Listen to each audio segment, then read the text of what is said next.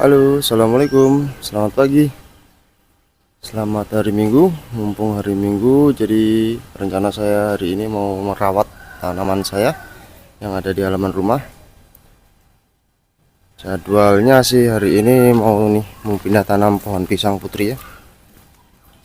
Yang sebagian saya tanam di sebelah rumah tempat satu lagi sana, dan yang satu ini saya mau pindah tanam di sekitar dekat pohon durian bawor sini. Rencananya ada di situ, saya bikin lubang. Saya mau pindah tanam, tapi sebelumnya saya mau bersih-bersih dulu rumput ilalang yang berhamburan di depan rumah ini karena tidak pernah dipangkas ya. Nah, mau bagaimana lagi? Mau memangkas juga bisanya hari libur, hari Minggu. Jadi kalah dengan pertumbuhan rumput di waktu musim hujan seperti ini. Oke, ikuti terus keseharian saya. Jadwal hari Minggu untuk bersih-bersih halaman sekitar.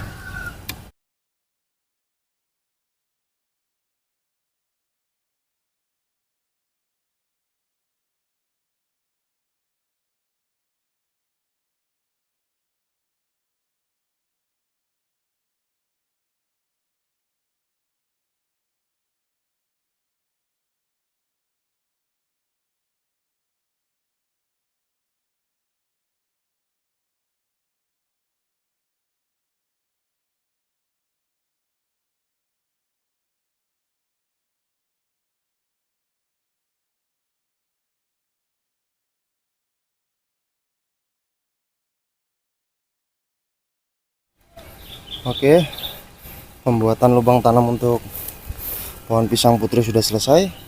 Saya rasa cukup segini aja ya, kedalaman sekitar 40, lebar 50 kurang lebih.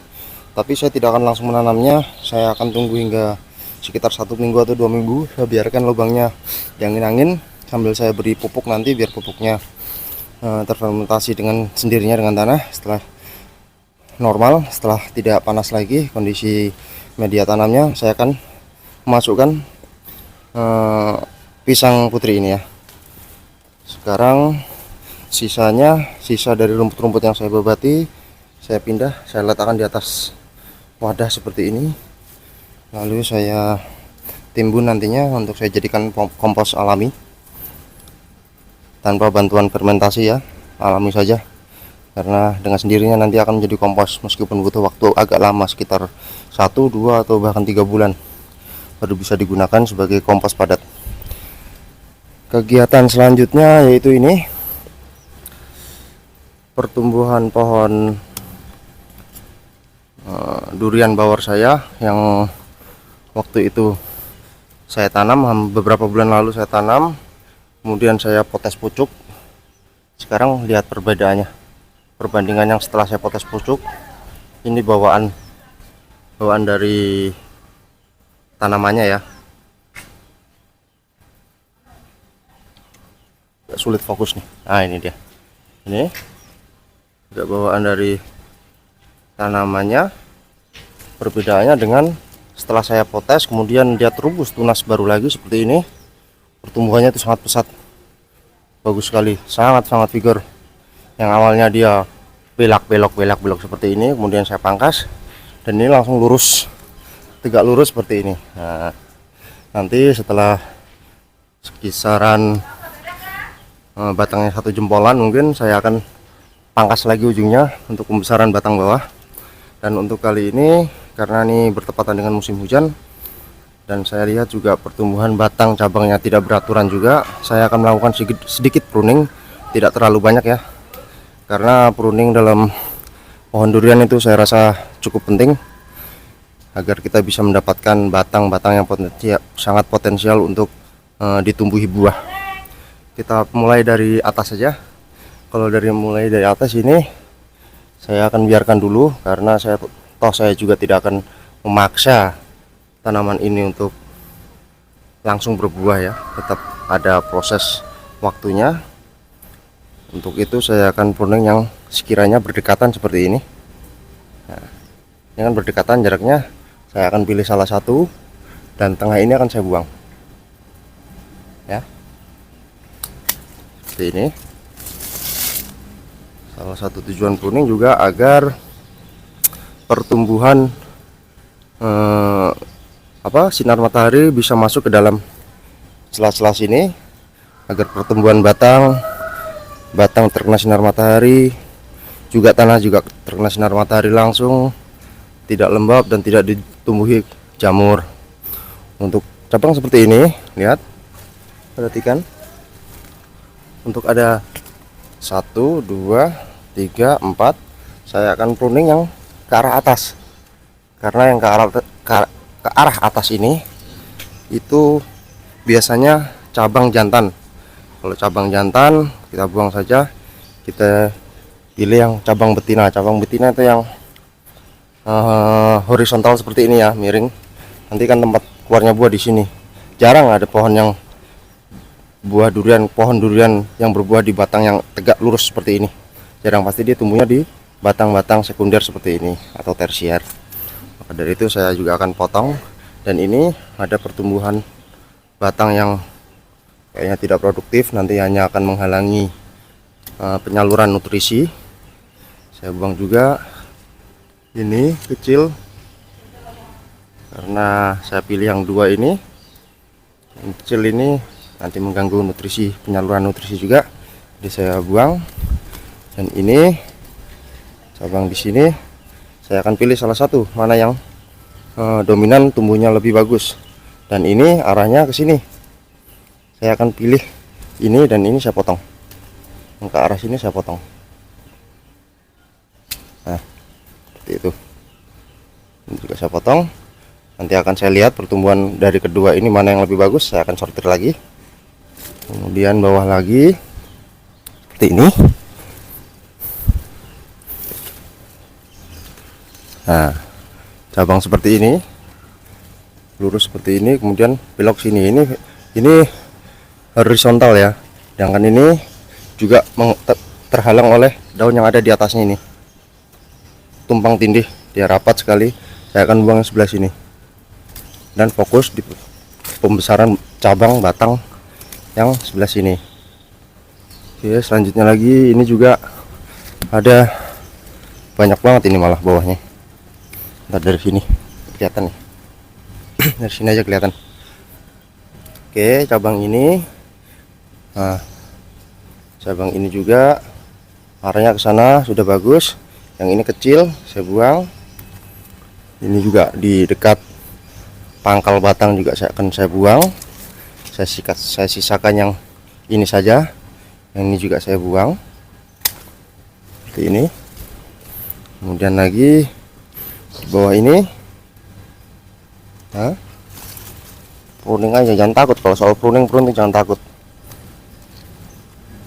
Dan saya sarankan untuk kegiatan pruning setidaknya usia tanaman sudah lebih dari setahun ya, sudah lebih dari setahun tanam.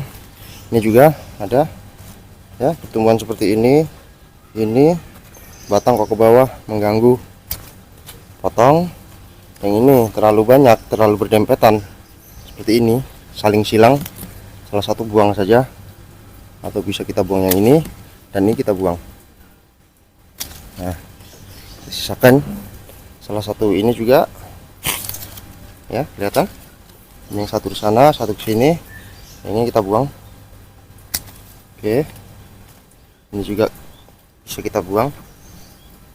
Cabang ini sudah, ibaratnya ini sekunder, ini tersier, dan ini apa nih namanya, yang keempat apa, buang saja. Oke, selanjutnya ini lalu akan buang lagi. Ini agak miring sini, nanti bisa diatur dengan tali, kita tarik dengan tali. Tapi sebelumnya saya akan pilih pohon sampai cabang yang sekiranya bagus pertumbuhannya. Ini saya pilih, ini saya buang.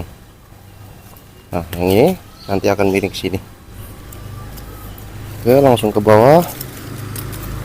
Ini juga ada cabang sekunder, dari sini kelihatan. Ini sekunder, ini akan saya buang.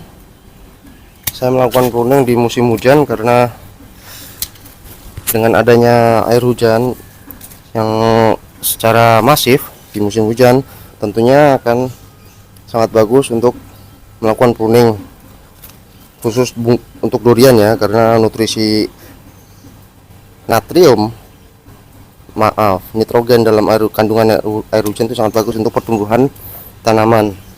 Jadi ketika kita melakukan pruning di musim hujan itu akan sangat bagus untuk pertumbuhan. Nanti dia akan menyusul tumbuh tunas baru lagi ketika sudah di pruning. Jangan takut untuk melakukan pruning, karena pohon ini awalnya waktu saya membeli bibitnya dulu itu sangat-sangat kurus sekali ya, kutilang, bisa dibilang kutilang, kurus, tinggi langsing. Ini sudah agak baikan seperti ini juga terlalu dekat jaraknya, jadi saya potong saja seperti ini cabang yang mengganggu. Cabang-cabang kecil ini tidak bagus untuk dipertahankan, buang saja. Yang sekiranya tidak bagus untuk dipertahankan, buang saja. Terus lagi saya kira cukup. Ini juga sedikit. Oke, jadi tidak terlalu lebat ya. Ini ada 1, 2, udah kita biarkan dulu lah sambil kita pantau perkembangannya. Nanti kalau sudah tumbuh kita akan pruning lagi. Ini pohon bawor yang waktu itu pertumbuhannya itu sangat-sangat mengerikan. Jadinya sekarang sudah melalui perawatan, pemupukan, penyemprotan rutin hampir 1 tahun. Alhamdulillah sudah mulai membaik kondisinya dan sudah enaklah untuk dilihat. Kemudian yang ini juga sekalian, ini adalah musangking ya. Musangkingnya waktu itu saya tanam bebarengan dengan pohon bawor di sana. Ini kondisinya juga lumayan sudah lebat ya, dibanding dari awal sebelumnya. Waktu itu saya beli bibit, memang saya beli bibit yang murah. Waktu itu harganya 250.000 dapat 3 bibit bawor, musangking, dan duri hitam. Duri hitamnya itu 100.000, yang sisanya tuh bagi 2 antara bawor dan musangking ini. Tapi kondisinya sangat menyedihkan, karena waktu itu kan memang ya ada harga ada rupa lah kalau istilahnya. Jadi harga murah ya, dengan kondisi bibit yang agak menyeramkan kalau bagi saya. Tapi kita bisa melakukan perawatan dan membuat normal kembali kondisi durian itu. Ini musangking, saya akan melakukan pruning juga, karena musangking itu memang sebenarnya agak sedikit sensitif ya kalau pohon musangking. Jadi hati-hati kalau melakukan pruning terhadap musangking, bisa jadi dia malah stres. Tapi untuk kali ini saya akan melakukan karena ini ada beberapa yang daun yang saling berhimpitan, bertumpukan, jadinya sinar matahari agak sulit untuk menembus. Saya akan melakukan penjarangan sedikit. Ini saya potong, lalu kemudian bawah ini juga. Dari atas saja lah, enak. Ini saya potong agak ngeblur ya karena langsung dengan matahari, tapi nggak apa-apa lah. Ini saya potong, ini juga saya potong, terutama cabang yang di sekitar pangkal pohon, pangkal batang ini akan saya lakukan pemruningan, pemotongan, pemangkasan.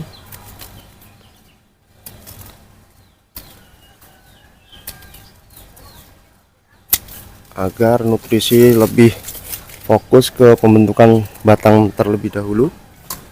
Ini juga gimana nih? Ini kondisinya, ini akan saya potong.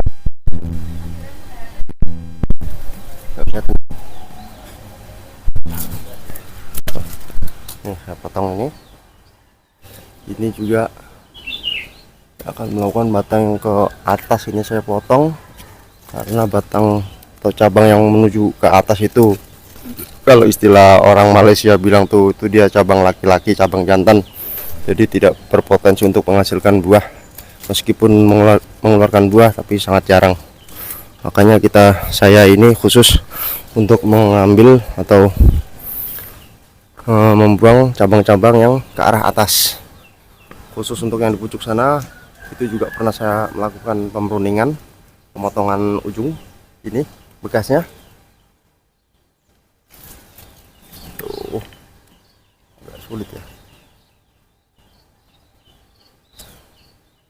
Nah, pokoknya inilah itu bekas potongan ujung saya, kemudian membentuk tunas baru ke arah atas sana ya. Ini sudah normal, pertumbuhannya sudah lumayan, jadi saya rasa sudah bagus lah. Nanti kiranya setengah tahun lagi, mungkin 5 atau 6 bulanan lagi, saya akan pangkas ujungnya untuk melakukan fokus pembesaran batang lagi. Karena kalau terlalu tinggi ini nampaknya memang saya rasa terlalu tinggi, takutnya angin besar sampai saya beri tiang penyangga, waktu itu pertumbuhannya dia tuh bengkok. Makanya saya usahakan sedemikian rupa, saya beri tiang penyangga ini agar dia lurus terlebih dahulu. Pembentukan batang yang penting dia tegak lurus. Kalau batang durian sudah tegak lurus, nanti tinggal pembentukan batang dengan cara pruning. Meskipun pruningnya tuh tipis-tipis saja, jangan terlalu banyak karena kondisi masih muda, takutnya nanti dia malah stres. Kalau untuk segi ini saya rasa sudah cukup. Ya, setelah durian bawor, musangking, kemudian ini kita lanjut ke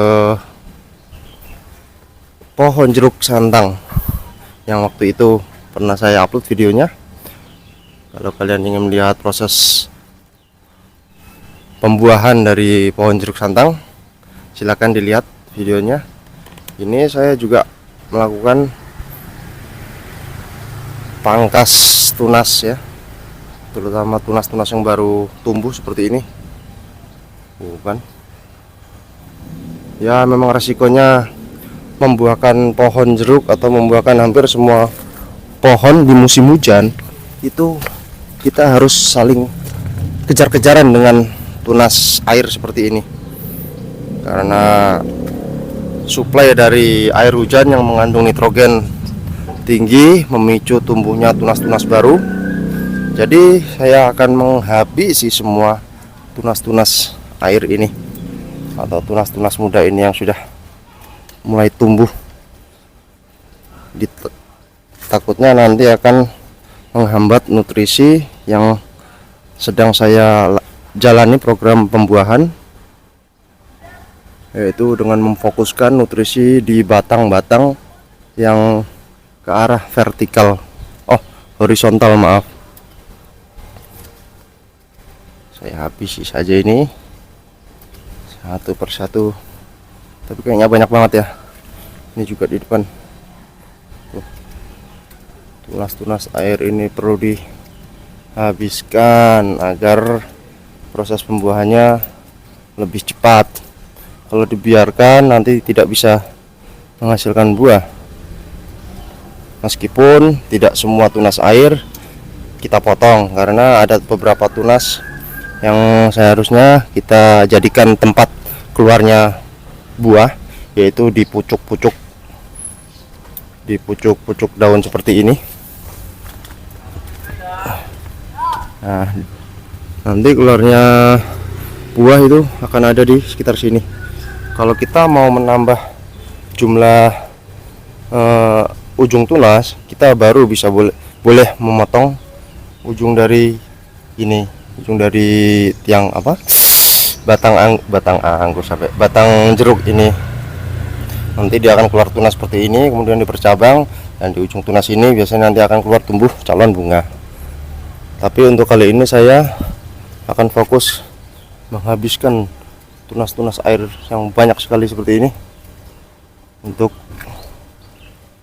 mencegah keluarnya tunas-tunas baru. Oke, terlalu banyak ini yang harus saya potong, jadi saya hentikan dulu kameranya karena durasi dan juga baterai terbatas. Bentar ya.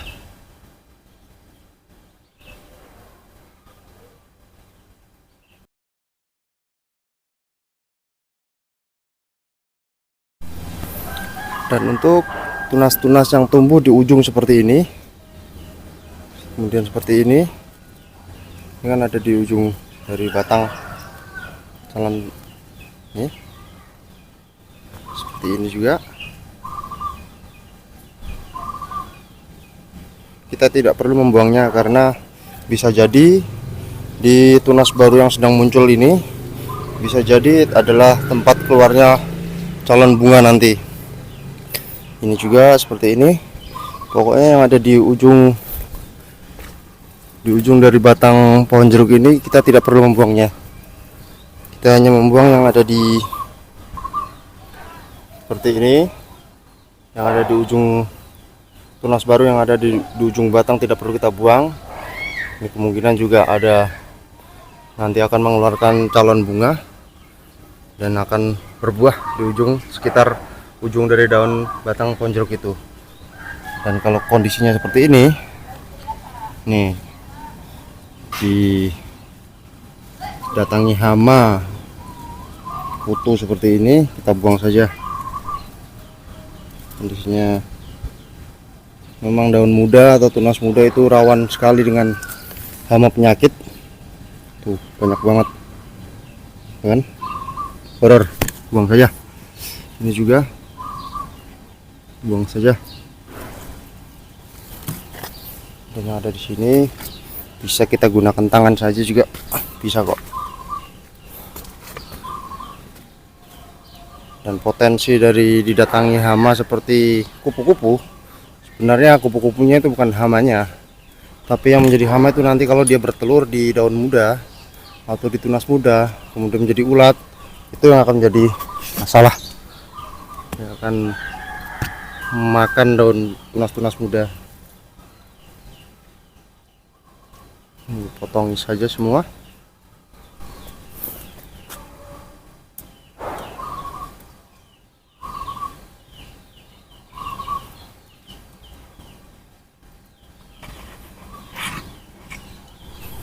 Hati-hati saat melakukan pemangkasan karena durinya juga lumayan banyak ini. Potes-potes saja, tapi waspada terhadap duri-duri dari pohon jeruk ini.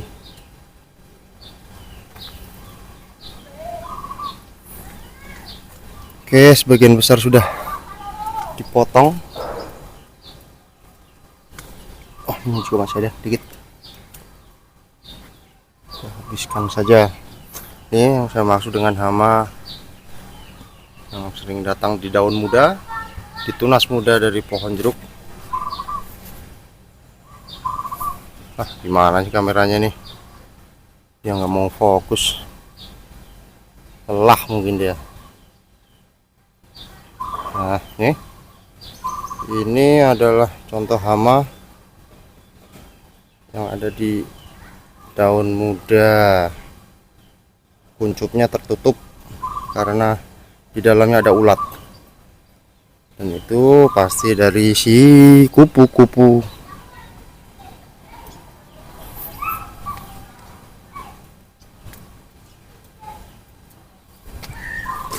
Oke, tumbuhnya daun muda juga berpotensi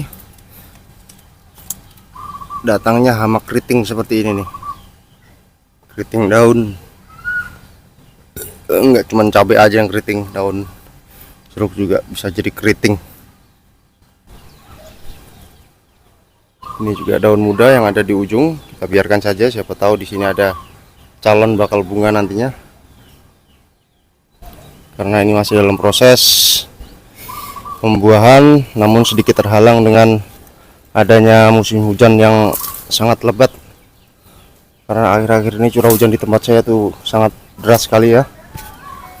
Jadi menimbulkan datangnya tunas-tunas baru cepat sekali, pertumbuhan tunas baru. Jadi kita harus sering-sering memantau kondisi tanaman kita. Kalau jika memang ingin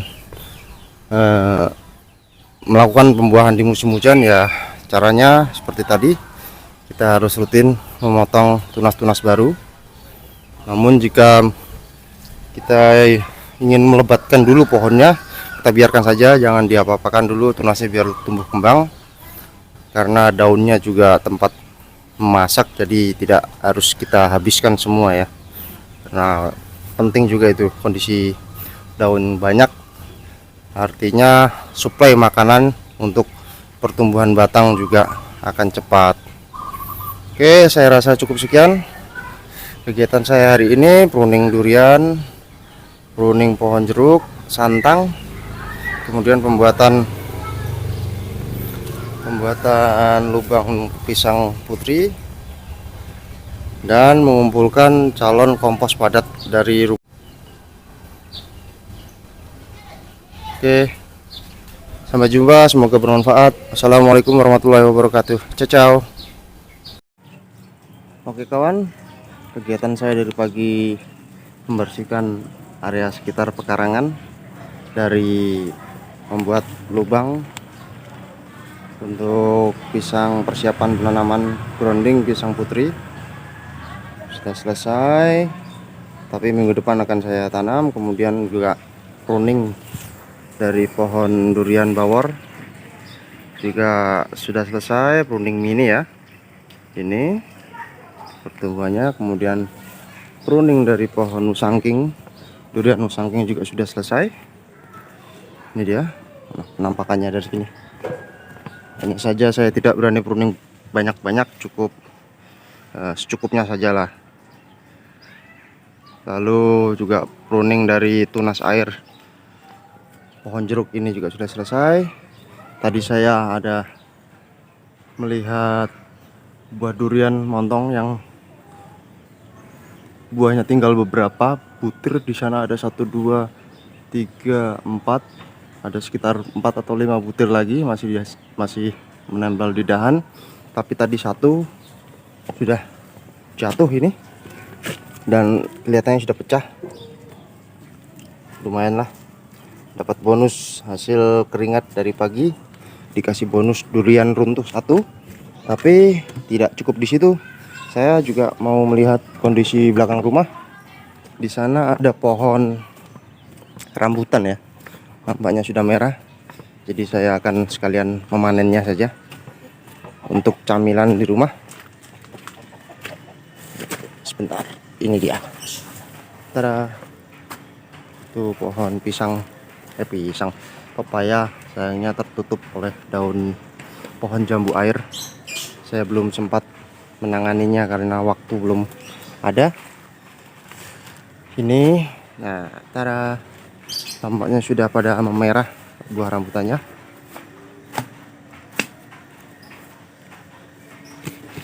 Ya.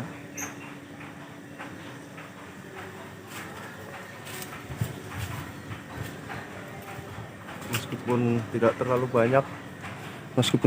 banyak, tapi lumayan lah untuk camilan. Karena juga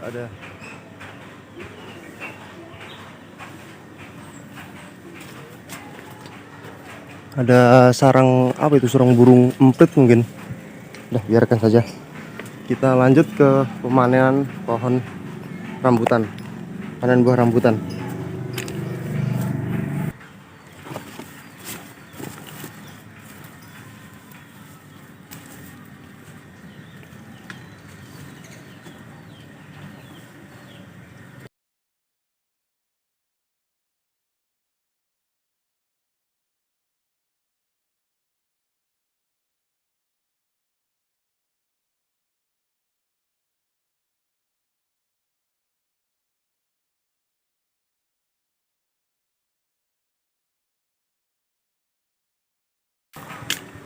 Oke, sudah selesai.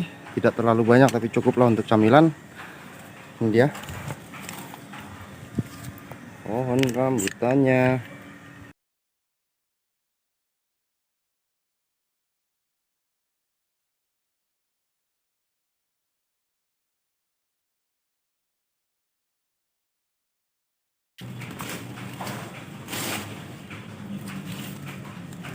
Tada, sudah selesai. Lumayan ya, alhamdulillah. Itulah enaknya kita punya tanaman buah di pekarangan depan ataupun belakang. Kita bisa menikmati hasilnya jika sudah berbuah seperti ini. Oke, sampai di sini dulu hasil pemanenan pohon rambutan kali ini. Sampai jumpa di video selanjutnya. Wassalamualaikum warahmatullahi wabarakatuh. Semoga bermanfaat.